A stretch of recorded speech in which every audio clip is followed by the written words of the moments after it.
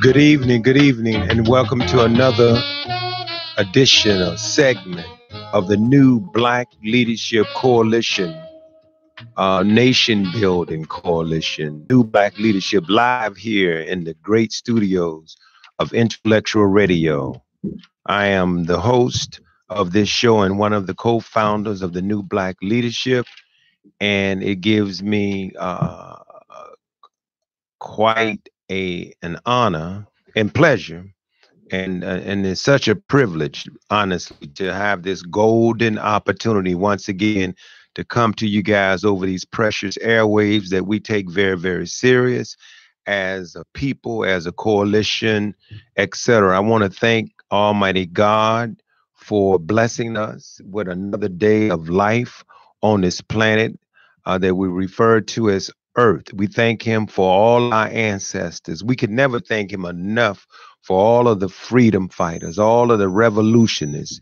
We thank him for all of the individuals, however we refer to them, Baba, etc. But we thank him for every single individual who have taken a stand, who have not caved in, didn't cave in, and really put their life on the line. And that's what this coalition is all about. We come on the same path.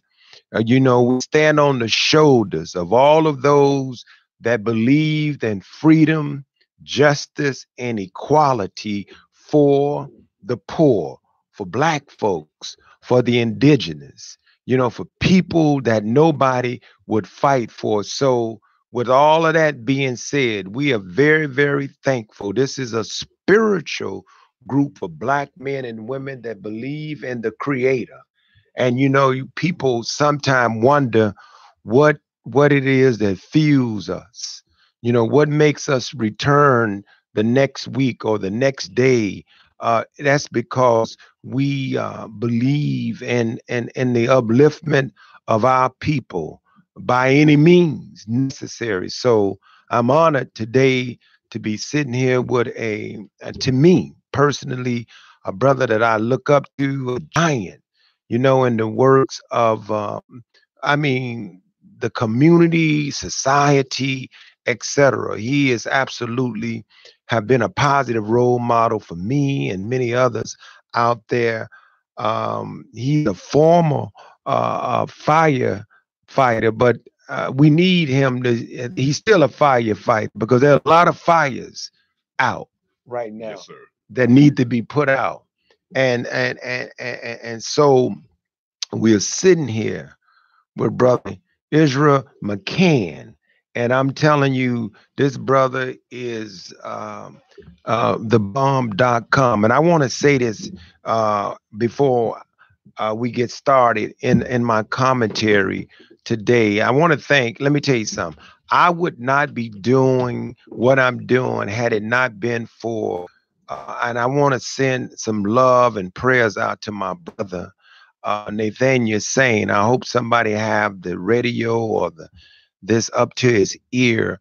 I would not be here. I would not even be conscious of most of what I'm talking about came from him. He's still alive, but we need your prayers for my brother Nathaniel Sane. And I just want to send that out there in the universe. And God willing, he'll get and recover from a little bout. And I know he will by the grace, mercy, protection of Almighty God. Now, my comment is not to the swift, but is to who are those that endures to the end. Now, people shorten that because actually that came from scripture that, one of them was, I have seen something else under the sun. The race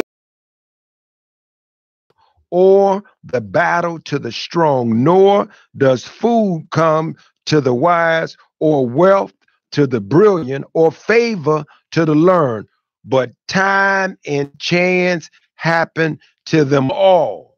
One of them says like this, I have observed something else under the sun. The fastest runner doesn't always win the race, and the strongest warrior doesn't always win the battle. The wise sometimes go hungry, and the skillful are not necessarily wealthy. And those who are educated don't always lead successful lives. And it is all decided by chance, by being in the right place at the right time. Now, when I think about that, and you look at what's happening today, colonialism and imperialism is alive and well. And every time you turn on the news, you're only getting a glimpse of what's really happening. And it's so disturbing. I was reading just briefly, I couldn't even finish the article because of what they call this guy in I think it was down in Tennessee, Nashville. And they said a young man, they referred to him as went on a rampage. They didn't call him a terrorist. They didn't say that he was sick, etc. They always find reasons. But now I'm really disappointed in this judge. What's his name? Hooks. Now he gave this young lady that really did a bad thing. But when you look at this girl's background, he gave her 3 years. But her mother was a heroin addict. She lost one child. One child is in the hospital. Her boyfriend that she have a baby by was murdered. I mean, just a whole list of issues. That baby deserved, and I know some of you see it one way. That's because you silly. But when it comes to black folks, where's the counseling at? Where's the therapy at? It's easy for you all to just, look at others and say, oh, fine. But when it comes to black people, man, I am just so sick of the bias and the slander on how they report. So if you're looking for news, you're looking in the wrong direction. Television is strictly wicked propaganda.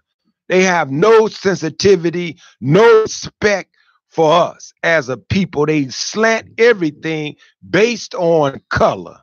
But anyway, that's my commentary, and that is, look, don't be tricked.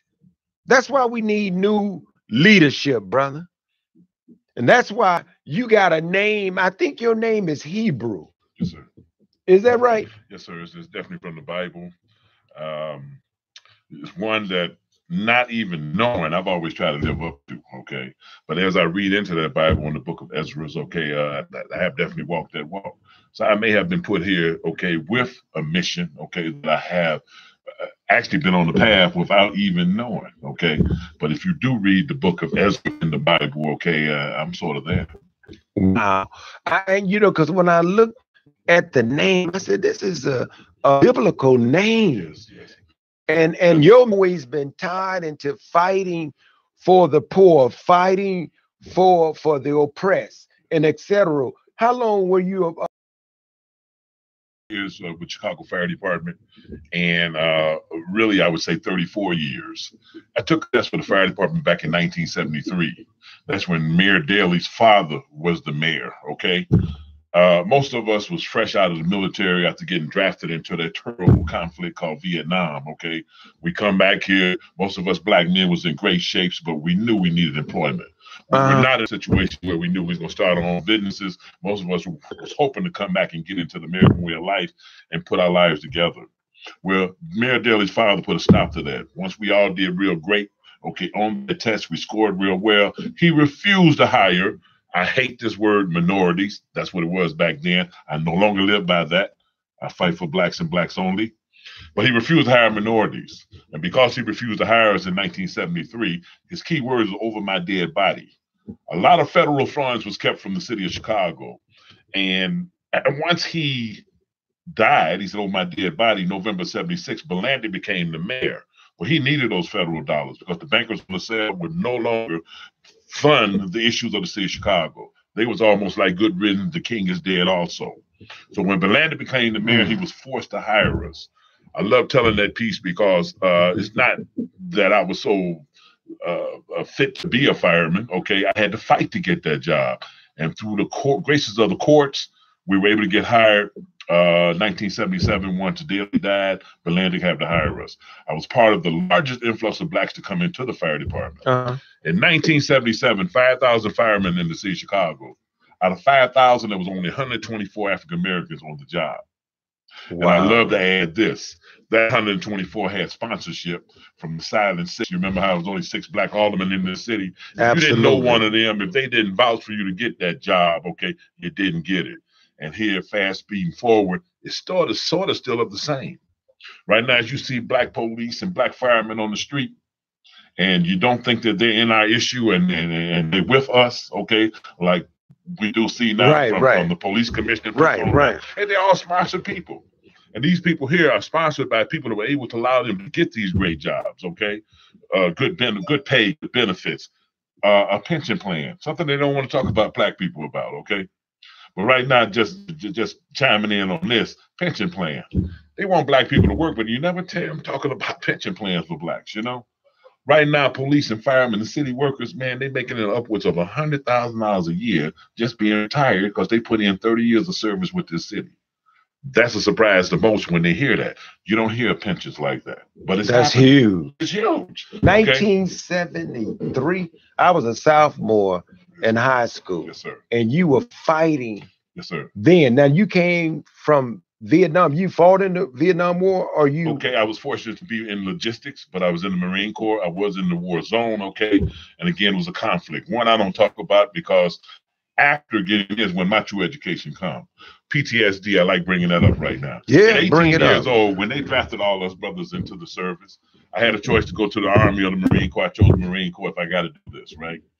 Well, PTSD, think about it. Man, I was a very clean kid, okay, when I first went into the military. Didn't know nothing about nothing. Didn't drink. Didn't know anything about no drugs or anything. But 6 months after they inducted me into the military, I was in the war zone. Now, if that's not enough to put PTSD on you, I mean, what is, okay? I mean, dead bodies, bombs going off, boom, boom, boom, you know? Now, to this day, at 68 years old, man, I got people, friends that I was in the service with, they still got cases pending where they should be paid for what happened to them in their lives from that experience. They're dying off every day, man, and this country is not hard enough to say that we need to take care of our people. What's wrong with a country in 2018? We still, when you reflect back on those atrocities, when you reflect back on where we are now, I mean, when you look at where we are and you reflect back to that, and you mention the word minority, and then you say black, what do you think it's going to take? Because I got my own perspective of this, but from you, what do you really think it's going to take to change this paradigm of suffering and waiting on white America to change, or to open the opportunities, or whatever people, this so-called milk and honey and etc. What is it? What do you believe, honestly? Reflecting back, okay, I have to bring this history to you.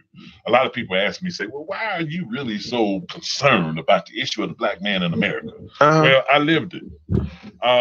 When I was a kid growing up, okay, when I was old enough to understand, my father was a plumber by trade. May he rest in peace. And I'm named after my father. Oh, beautiful. Back a little bit more. My grandmother was one of the original founders when they migrated from Mississippi here of the Bishop Forest Church. My grandmother was very, very religious, and most of her kids had names from the Bible, okay? Blessing to me is my father's name was Ezra. I'm named after him, and since then I have put a son on earth where he's also named after me, Ezra, okay? That's so wise. But again, watching my father as I got old enough to really understand, he worked as a plumber for many years, but they never would pay him. Why? Because the unions wouldn't let him in the union. Does that sound familiar? Yes. Okay. And I'm taking you all the way back to the 1950s. Yes, okay? Sound familiar though. They wouldn't let him in the union. But I watched my father, it's him and his brothers, okay, that knew the plumbing trade. They got together, they organized, they came together, and they fought, and they broke that barrier, okay? And one of the blessed breaking that barrier is once they put the projects on the map, up and down State Street, All-Girl Gardens, as my father first started out in the 50s. White tradesmen did not want to work in these the residents of the CHA, right? They didn't want to work. They wouldn't take the jobs, okay? But the unions wanted to control them jobs. So what happened? The barrier was broken. They had to hire black electricians, carpenters, and plumbers to be into the union. Again, I was old enough to recognize what that was about. I'm a product of school busing. When I lived in Gary, Indiana, my father bought us a home out there back in 1954 when I was 4 years old. And that was a black man that was trying to get a higher elevation of life for him and his family. Well, they built a community out in Gary, Indiana called Terrytown. And it was comprised of mostly black people, okay? Coming from Chicago, East Chicago, Michigan, everybody looking for a higher ground. And I'm talking about it was the greatest thing in life as far as me growing up. You're talking about the village, we had a village, okay? Yes, sir. We had a village. I played Little League Baseball, okay? The whole community would come out to watch us play. I'm talking about back. But anyway, because of what I witnessed and experienced, first I was a product of school busing.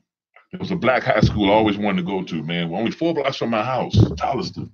Well, when they decided they wanted to integrate the schools, well, they didn't send white kids to Tolliston, all black school. They put us on buses and sent us into the territory of the white school, which was Edison High School back then, okay? Back to Chicago. Steel mills closed in Gary. My father saw that Gary was kind of folding. He brought us back to Chicago. We moved in the South Shore back in 1964. We were the first group of blacks to integrate that community. In 5 years' time, you know, Greg, that whole community turned all black in 5 years, from Stony Island back to the lake, from 67th Street to 95th Street. And why did the white people leave? Well, they claim, and I talked to a Jewish guy that grew up with us, okay? He didn't know who I was. I was a little older than him. He said, well, once the gangs moved in, okay, we had to move out of that community. Now, he's talking about 64, 65, 66. Right. So I had to correct him. I said, man, wait. There was no gangs moving in. We were progressive black families moving in, okay? Families that could not, okay, harm you or threaten you in any type of way. We were just looking for a higher ground, okay? But again, as history goes and it still goes, all these communities, Roseland, okay, Inglewood. I mean, these are where all white communities, where blacks started migrating and coming into these communities. They wanted no part as far as living with them. Now you see what the grab is, not trying to get those territories back, but there's still progressive blacks, okay, that invested in those communities that are not going anywhere. And one thing we know, they talk about the pioneers, white folks that are moving back to our country, to our communities. Not enough of them to say they're going to take over these communities. So as far as I'm concerned, we still got Inglewood, we still got South Shore. It's just that we have to bring our people back on board. And hopefully we're going to get into how we're going to have to bring our people back. So these days, what are you doing in terms of work? You retired, yes, right? Sir. 11 years I was able to get out of the fire department, okay, the right way. I did earn a pension, okay. They tried their best to find a way to eliminate me, okay, because of my progression of trying to elevate the black community. And they weren't successful. So I was able to retire 11 years ago. And as long as I'm in Chicago, I will always still be in the fight. You know, anytime you all call a meeting, I'll be there, okay? Because I do know we all have a job, okay, to come together as one to complete the job, okay? And if we don't come together as one, Greg, I'm glad you invited me today. I love to talk on that. We're not going anywhere. No, I love that. And that's why it's the New Black Leadership Coalition. I mean, we are, have been pleading, brother, to all of those out there that say that they want to help. I'm not going to say leaders, but I'll use it because you know what it means. Activists, if you say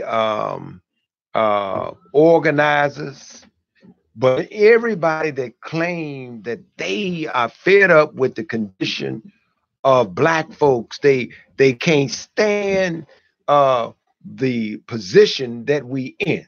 Now, when you go back, and I swear that's why I'm so thankful, brother, to Honorable Elijah Muhammad, because at some point, when is it going to resonate? When is it just going to come crystal clear that black folks gotta do for self. We gotta fight the power, but then even when you say power, the power ain't the power. That they got the power, but knowledge is power, as you are articulating right now. But it's your passion, man, that I've been so impressed with, that you could just be at home collecting the pension. I got mine, you get yours, but that's not your attitude.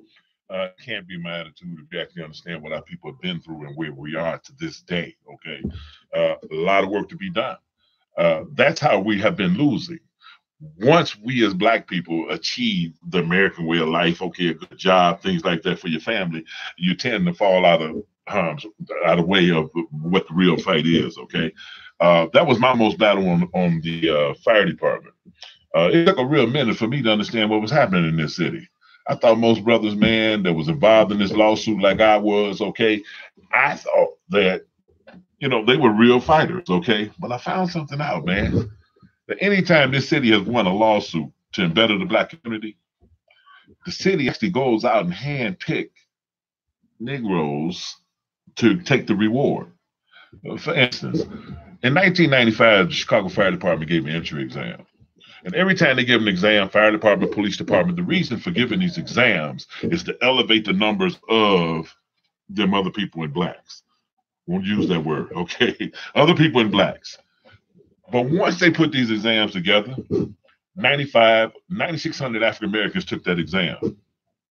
At the end of the day, the city changed the rules and said if you didn't score 89 or better, you weren't even going to be considered to get that job, okay? Trickery. In that 89 or better, there was only 1,785 blacks involved in that group. Only 208 of them, okay, were in that 1,785. Wow. Well, I said, okay, games as usual. How many? It was only 208 out of 1,785. Out of the 9,600 that took, out of the 9,600 African took the exam, they were only going to deal with 208 of them. 96. And look, I get so pissed, and yes, I do. I ride past a firehouse. Yes, sir. I see two white men sitting in the black neighborhood where black folks should have that job. They sit and don't live in the neighborhood. Some of them have moved in the community. And I gotta say this, it's a shame. And it's not right. And it's absolutely just totally backwards that in the neighborhood, you call yourself looking out for our community, don't live there, and a job that has been discriminated against black men and women, and you sit in your butt in the firehouse just laid back, and there's no outrage to that. White privilege. White privilege. White privilege. Okay, they're supposed to have these jobs. In the city of Chicago, there are no poor white communities. Listening audience, please think about that. Look around, you can't find Damn them. shame. In all the white communities, they either work for the city, state, or the county. Okay, we raise our kids to send them to college. These white kids go to these Catholic high schools where they give them grades and all. They might mess around for a couple of years or so, but when they get tired of messing around, create havoc in this town, which they never go to jail for, doing drugs or anything else that they do, okay, mom and daddy make a phone call, okay, look, I'm ready for little Johnny to be a policeman. I'm ready for little Johnny to be a fireman. Make that phone call and it's delivered, okay? Engineers, you look in these schools right now, all little engineers in the public, they're all from one community, man. They're all from Bridgeport, Canaryville. 11th Ward still control all these jobs, okay? But anyway, in 1995, they gave that exam. I put together a charge that the city of Chicago discriminated against the black applicants. And I'll say it, and I'll say it very, very loud. Jesse Jackson, he approached me. He wanted to know why I wanted to be so different. Different? I said, how you say different? What do you mean? I was using the word black. I didn't use the word minority. Rainbow, they fight for everybody, okay? Yeah, right. I tried to explain it to the Reverend. I say, Reverend, look, nobody fights for us, so no longer would I actually include anybody in on our battles, okay? We brought a lot of people over the hill, but once they got over, they totally forgot us and left us, okay? So anyway, they had a black organization within the fire department. They were all politically connected. Again, I'm learning as we go, okay? A lot of organizations have put it in place to help keep us back, okay? They approached me. They say, you're so different. Why are you so mad? And why you can't fight for? Because I don't fight for everybody. Fast speeding forward, I sent 197 people to the EEOC with this complaint that the city discriminated against the black applicants. It took them 2 years to investigate it, but after the 2 years was over, hands down, the EEOC said the city of Chicago discriminated against the black applicants. Time for a court case. Chicago Lawyers Committee for Civil Rights under Justice Law, they took the case. Daley fought it for 18 years. Okay. 18 years. It actually went to the Supreme Court after they couldn't throw it out of court. It went to the Supreme Court. Everybody think it went to the Supreme Court for the discrimination piece, but no, they was trying to get trickery in the game. They tried to say that we didn't file our paperwork in a timely fashion 18 years ago. Okay. Well, that didn't fly neither. All 9 justices, including Clarence Thomas, voted hands down. That's all they had to do was look at the timestamp. Clarence who? Clarence Thomas even voted for the black applicants. I mean, he couldn't lie about it. It was on paper. But anyway, at the end of the day, Daley's last day in office, they told him that he will hire 111 black firefighters, okay? 5,889 blacks got $11,000 checks. Now, a lot of you have heard this story. 5,889 got $11,000 checks. 111 got the job, okay, with seniority all the way back to 111 got the job. And this happened in 2012, okay? What happened was a lot of people out there don't even know who I am, and it wasn't meant for me to publicize myself. I just knew something needed to be done. A lot of people benefited from that with those $11,000 checks, which they should be team members right now, okay? And especially those 111 that got the jobs. They busted this in 2012. They gave them seniority all the way back to 98. So they got their checks. Yes. And they probably gave the money right back to the system. Without a doubt, we don't own nothing. We don't manufacture right. That, so and then the 100, they ain't out here fighting for nobody. Well, what I found out, and taking us back into the conversation, okay, when the city loses these cases, what they do is they go to their preachers, they go to their aldermen, okay, and they find out who you got on these lists. Majority of the people that got hired, those 111 jobs, I would say 99% of, okay, never heard of Ezra McCann, never heard of the city, Lewis. That's a damn shame, bro. Which is the court case that got them their jobs, okay? Can I ask you real quick, just go back. Jesse Jackson, the Reverend Jesse Jackson said, why do you use the terminology black? Yeah, they was pushing this minority piece, okay? And right now, I'm happy to hear that we got people that are waking up to this day. Now they're talking about black, okay? But back in 95, nobody want to get on the Operation, you go from breadbasket to Operation Push to Rainbow Push. Ain't no damn black in the rainbow. That's why people disrespect you all. You and Sharpton and the rest, because you all have sold your damn souls to the devil. And it's a shame, man. That's why you got chased out of Ferguson, man, because people tired of you all running game. You're not the defenders for black people. You're not the fighters for black people. And you really, honestly, Dr. King, you never was with Dr. King with that kind of mentality, not just you. And that's why it irks me to hear anybody, and I'm talking about any of you all that claim to be civil rights leaders. You never said you were human rights leaders, and they always attach. It's a damn hustle. It's a hustle, bro. You more of a fighter than any of them ever been. Unfortunately, in America, as the average black, okay, whereas the black in America, most of our black people, men and women, don't have time to do the research as you have done, Greg, as I have educatedly found out, okay? We don't know these things about these people. We have raised them up on the pedestals, okay? We have put them there, and right now, the majority of our people still think that they are the leaders that we should be following to this day. That's why, hey, brother, look, I heard you on the Butt Naked Truth. I listened to Minister Michael's commentary. I have one. I listened to various guests on Harold Davis' Butt Naked Truth. Bro, that's where you learn what we need to be learning. We got other stations, they not disseminating. They like a game to them. They make you feel like they getting you there, but it's still to make more money. It's a hustle. See, the New Black Leadership Coalition, like your heart, we ain't doing this because we trying to get rich. Hell, we all are go and just find us a good job and go to sleep and live in the matrix. But when you take and put your life on the line, put your career, again, you could be someplace just laid.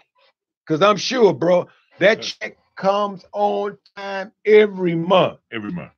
That's the intent, to take a person like me, okay? I'm supposed to be so grateful till I'm supposed to do what you just said.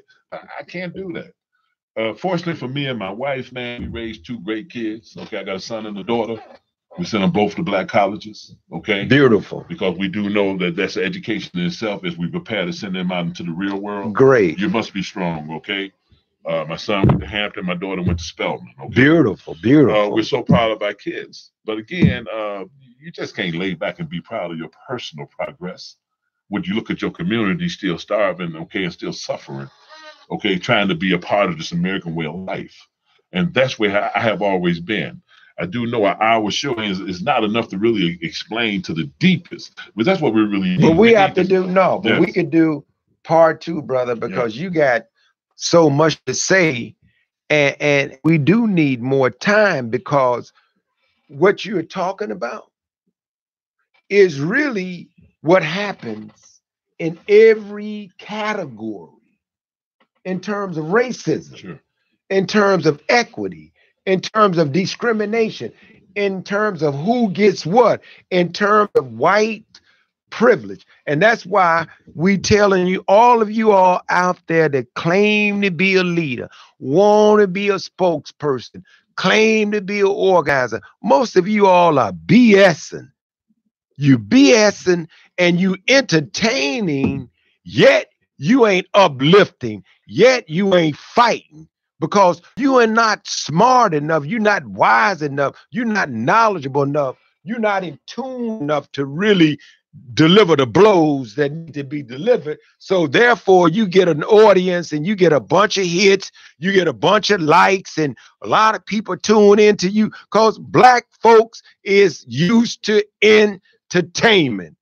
Anything similar to the regular television show, a so-called reality show, they stuck on that. But when it comes to something that's about liberation, bro, they run from it, and then we'll go and get entertained at the damn church. But yet when you trying to give them some sound information where we'll know that that's not rain, that's piss, they don't want to hear it. Well, again, they have dummied down our people to be on that line. But it's the lack of knowledge, which I hear you always talk about, the lack of knowledge of the black man and woman of America, okay? Because they're trying hard to make the American way work for them, okay? A lot of people don't have time to do the research that's needed to find out what the real deal is. And that's what has really hurt us, okay? Yes, sir. I mentioned to you a little while ago, they're looking for our so-called leaders that they will wake up and say, let's give one for the community, okay? 1900. Yes. 1900. How many was that that applied? 9,600 African American 11 got jobs. They. Yes. And who is the they? They is the powers to be that structures and run the city. And they not all Caucasians. But we got a big group of black people, okay, that definitely work against us, okay, to make sure that their plans are implemented, whereas they receive a few of the crumbs.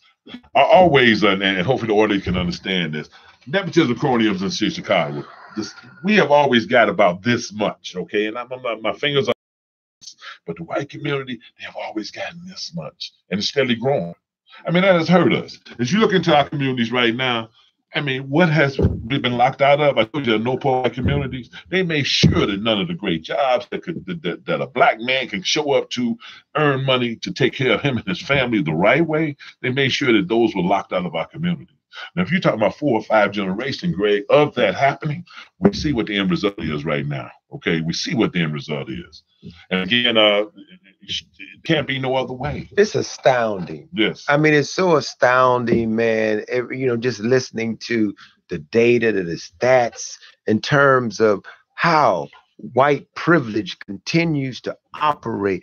And, and it connects to a piece that everyone should go back. I don't know what month Minister Mike gave this piece, but he was talking about the fear. And it's like we get into a room with white people and we are afraid. He said that many of our so-called leaders and some elected officials, I mean, they could be talking tough, and it's like something happens when they get into the room, they quake. And you ain't got to quake. You have a right to fight for the poor. You got a right to fight for those that are locked out. I don't give a damn who don't like me. I don't give a damn who don't like what I'm saying, because I know if what we saying is gonna feed a stomach, man, it's gonna make life better, then damn it, be mad. I don't care, because if you mad, that means you don't care any damn way about our people and about the suffering of our people. Who cares? Well, I love bringing this piece in, and hopefully people can understand. After battling the Chicago Fire Department all those years, at the end of the day, white folks had hands off me. They wouldn't even mess with me, okay? What do you mean? They understood my plight. They knew what I was doing. I was trying to do. They had a lot more respect. More respect for me. My attackers was the black folk that couldn't stand as tall as Can I you say was that in the fire again? department. Say they have little respect for you, that's afraid, that goes behind closed doors and cut deals for crumbs. They got way more respect for our brother because he speaks with a voice of a man and a voice of God. I did not say that they were my true friends. No, you didn't say that. I said that they were understanding what I was doing. And the reason they had hands off on me is because they knew I didn't have an army, okay? I was sort of a one-man show there for a long time. Well, small group. I agree, but the only part that I disagree, they know you got an army. Okay. But that army, it wasn't it wasn't that army, but when you speak like that, yes, then God got your back. Yes, sir. And they could hear the divinity. No man speaks like that unless God is backing him. Because if God ain't backing you, me, Minister Mike, Harold, and others out here, we in trouble. I say this, and hopefully the women in the listening audience can understand this today. When I was going through my battles with the city of Chicago, a lot of threats were brought at me, death threats, everything else, okay? My only regret is what I put, number one, my mother through, my wife, my daughter, my sisters, okay? Man, they truly worried about me every day that I was on this path, okay? I can imagine. They honestly thought that, come on, man, you're out there, you're by yourself, what's going to happen? I apologize to them forever and ever to say, hey, look, y'all just truly didn't understand, but I knew what I was doing. Okay? Right. And what I was doing came from the heart. And again, I can't give it up as long as I am in this town, okay? I will still be on that team. You got to die. You got to die from something. You don't know when you're going to die. True. So, punk, why not fight to really take a stand because somebody going to take something from us? So we're going to... What do we have? What, So let's go for the real big thing. Let's organize, let's come together, okay, and speak as one. We can still beat these people out. At 68 years old right now, okay, born in 1950, that was a good year for us. 1950, brother, that's beautiful. Man, time rolls on, and how blessed I am to be here to talk to you today, Greg, because I know a lot of people that come from my era are not here to even think about what we're doing. Well, let me tell you something. I'm one of the proteges. I was born in the 50s, but 58. And I got an opportunity to experience, man, the consciousness that you all brought to that. The end result is here. But again, we can overturn that still. Because if we come together, I mean, we got some important elections getting to come up here. Hey, look here, if we keep seeing them showing up every day, talking about, I'm running for mayor. If we got that mentality, we can ready to lose again. So again, through your organization, okay, and the mindsets that you all carry, man, we got to understand. We got to get serious about this. I mean, I'm looking at 68 years old. I mean, I dub it as my last fight, but the last one I call it my last fight. We got to fight hard. This is my last one I want, but I'm still on the trail. So we need to do that. We need Now to find we're out a thankful, way man. to speak as one and not dictate, but explain to the people that we're not together as one. Okay, we're not going anywhere. And as we see the division now, I mean, everybody has spoke up in this city who running for mayor. The Hispanics and Puerto Ricans, who I think it's kind of got together, they haven't said nothing, Greg. We won't talk about that right now, but that's another story. Well, let me tell you something, brother. You on to something. Yes, sir. And it is quite true. Mm-hmm. And at the end of the day, the divide and conquer reality is so prevalent. And you would think by now, black folks would have learned, bro, when it comes to opportunists, when it comes to egos, when it comes to fake and false pride, but then when it comes to, bro, what Malcolm said, it's just some Negroes. They don't care about nothing but themselves. And as long as a great population of our people can be caught up, you mentioned the most operative word, dummied down. That's why we proud of you. That's why when I got the word that you were coming on the show, bro, I could not wait with all of the stuff that's going on in my life and things that I'm doing and happening. I really wanted to be here. You know, it was a point that I was like, I'm gonna call and just tell them somebody else do the show. We very, very, very, let me say this for myself. I know I can say this for the coalition, the New Black Leadership Coalition, and I know I can say it for many people out there that's viewing this. Bro, we thank Almighty God for men like you.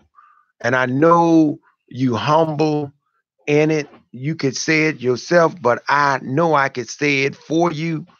We thank Almighty God for men like you. You are one of those men. You know how people like to quote and like to bring up names like Nat Turner and Denmark Vesey. You ain't never met any of them. But then when you have one in your midst in the time that we live, the prodigal son, what happens to him? Not even welcome in their own crib. The respect that you have brought to me through words this evening, I really accept it, okay? The humbleness of my heart. But there's a lot of people like myself, okay? I mean, we may not make the news every day. I gave you that spiel about the fire department exam. I mean, yeah, I put that together, but that was huge. Nobody. It's the largest class action lawsuit payoff in the history of the city, but nobody talks about it, you know, because they don't want us to know that if we come together and we actually plan and put it down right, we can win, okay? So again, there are a lot of me, okay, that have done some great things in this city, but we don't get the exposure and we're not looking for it. We just trying to find a way to bring us all together up under one roof. I mean, we look at the past elections here.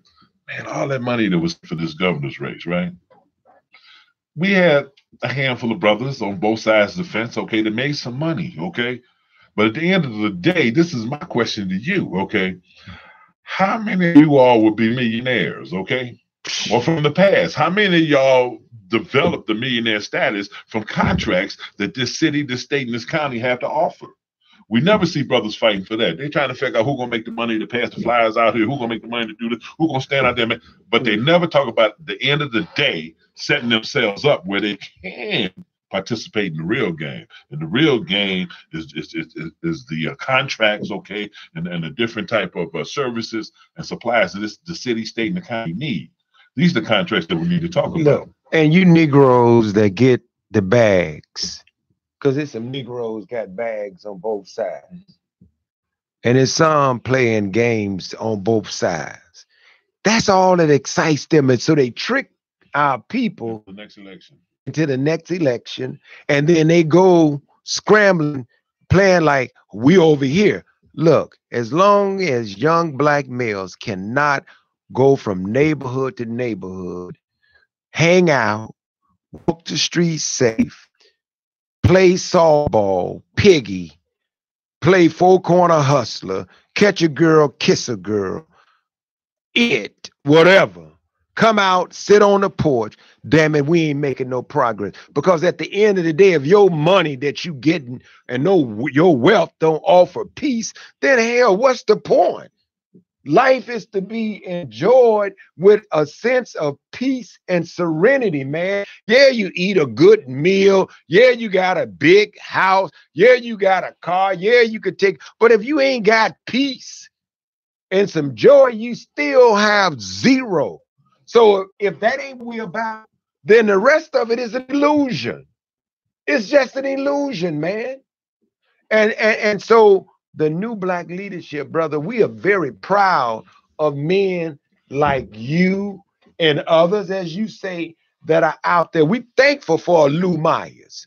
We thankful for brothers as yourself. It's so many, man, that are out here trying to make a difference. What now? Tell me this, and we got a couple of minutes, and you can have them. I'll close it out.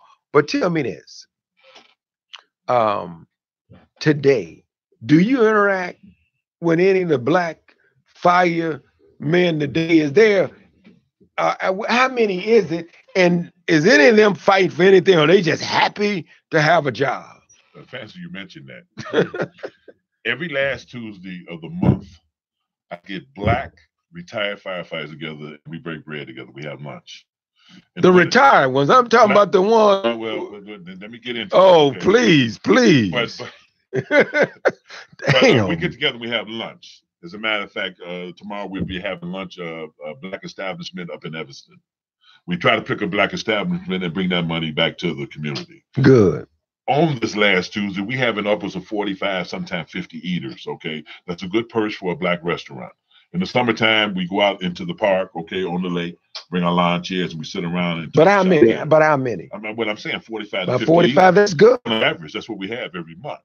Now, you're talking about the active ones. It's hard for me, okay, to organize and bring the active ones together. Now, we got an organization within the Chicago Fire Department called the African American Firefighters League. Earlier in the comments, I told you that if you speak to them, most of them are politically connected. They belong to certain household churches, okay? They belong to certain do-nothing aldermen, okay? They don't try to expand their numbers, very small group, but they are the ones who should be able to organize the working black firefighter, men and women, to bring them to the table to say, we got work to do. I gave you the 111. That 111, okay, they got that job. They should be very, very grateful right now. This happened. They took the test in 95. The case went into action in 98. Daley fought it for 18 years, okay? 2012, they made him hire the 111 black firefighters. Now, even though the city got their minions to go out and handpick the blacks 111 they was going to hire, they should be so grateful right now, man. Gave them seniority back to 98. Tell me this. Most of them worked for 5-6 years, and they retired with full pension. Wow. Be grateful. Be grateful. Is Victor Harris? Is he? Are you familiar with Vic? But Vic do the stepping sets, right? Yeah. What about Kubla? Kubla has been one of my right hand men. Okay. Usually with whatever I did, he was there to always support and sponsor me. Okay. And Brother Kubla's down on his feet right now. We wish him the prayers, bringing. Because I know he was a fire for many years. Oh yeah. Kubla was on the fire department also. Okay. But again, true, okay, support, never really had it, man, because as I said, as the education involved me is most of these folks owe their jobs to some politician, some preacher, or some alderman. So whenever you got a sponsor on your back like that, you're not really allowed to walk tall and strong, okay? Maybe they were too heavy on their back and they couldn't stand up straight, okay? But they never was. We should be outraged. So what I'm saying now is, I say right now, out of 5,000 firemen, there's probably less than 400 blacks on the fire department. You made mention every time you go by a fire station right now, that's all you see is white firemen in the heart of our community. 91st and Cottage Grove, they should be an all-black station there. 34th and Calumet, they should be an all-black station. 40th and Dearborn, which is 39th and Wabash right now, they should be an all-black station, okay? On and on. You don't find no all-black stations right now. It's hard to find a black on these fire trucks. See that? Paramedics are worse. Look, bro, that's criminal. We gotta go, but that's criminal. That's criminal. There's no way that's gonna happen in Naperville. That's gonna happen in Wheelings. Yes. That's gonna happen out in Buffalo Grove. you're not going to see black folks sitting in the firehouse in those communities. But anything goes in the black community. Man, thank you so very, very much, man. I must thank you again, okay? But again, I will go by so fast when you're talking the pertinent Bro, issues that we're going to talk about. That's how and it I'm goes. hoping, okay, that two. We got to do part 2, man. Mike, can we do part 2? I know you got somebody else coming next week, but we're going to have this brother back soon. Want to thank Intellectual Radio for such a great studio. Y'all got to see this brand new studio. Brother Earl Winfrey and staff, they are doing a great job over here. We're so thankful to be here. Thank you all. Don't forget, there's plenty shows that come on this radio station. Tune in. We'll see you next week. God willing, peace and love. Peace and love. Make sure y'all share this on Facebook with your friends.